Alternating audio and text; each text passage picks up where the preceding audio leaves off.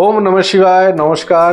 আগের এপিসোডে আমি বৃষ রাশির জাতকদের জন্য এই বছর বৃহস্পতির ট্রানজিট কেমন হবে তা নিয়ে আলোচনা করেছিলাম। আজকের এপিসোডে আমি মিথুন রাশির জাতকদের জন্য বৃহস্পতির ট্রানজিট কেমন হবে তা নিয়ে আলোচনা করব। এই বছর মিথুন রাশির জাতকদের জন্য বৃহস্পতির ট্রানজিট ভালো হবে। যদি বৃহস্পতি উচ্চস্থ থাকে মানে এক্সল্টেড থাকে বার্থ চার্টে, তাহলে এই ট্রানজিট তাদের জন্য অর্থ লাভের একটা চান্স বা জায়গা তাদের দেবে। যারা চাকরি করছেন তাদের জন্মস্থান থেকে দূরে বা বিদেশ থেকে চাকরির আসার সুযোগ থাকবে। যারা ব্যবসা করছেন তাদের জন্য এই ট্রানজিট খুব ভালো হবে, ব্যবসায় উন্নতি হবে এবং অর্থ সঞ্চয় করার সুযোগ আপনাদের কাছে আসবে।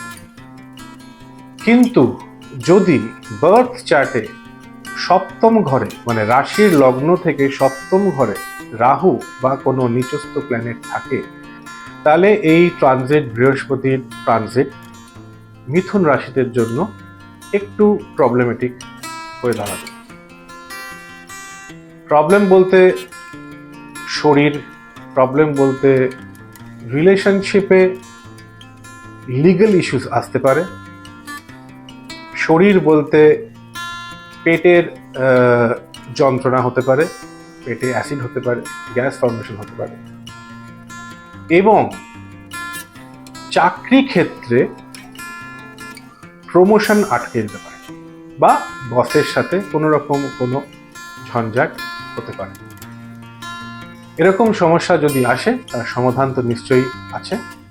সমস্যার সমাধানের জন্য নিচের নাম্বারে যোগাযোগ করবেন এবং আমার চ্যানেলে ফেসবুক, টুইটার, ইনস্টাগ্রাম এবং লিঙ্কডইনে চোখ রাখবেন। এরকম সমস্যার সমাধান আমি প্রত্যেক সপ্তাহে কিছু না কিছু দিতে থাকব। নমস্কার, ভালো থাকবেন। ওম নমঃ শিবায়।